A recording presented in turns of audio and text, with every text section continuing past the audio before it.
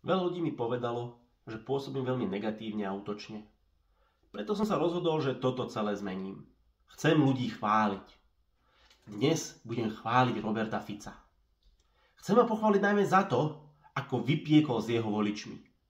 Zoberte si situáciu pred voľbami, kedy rozprával, že treba riešiť hypotéky a rastúce úrokové sadzby. Taktiež treba riešiť migračnú krízu. Videli sme ten cirkus za milióny eur na hraniciach aj s vodnými delami. Výsledok 0 chytených migrantov. A vo finále utekal do Bruselu, kde išiel bojovať proti pomoci Ukrajine. Výsledok zrazil opätky a poslušne hlasoval tak, ako mu bolo povedané. Preto pán Robert Fico, klobúk dole, chválim vás, len vy viete vypieť s vašimi voličmi takýmto štýlom.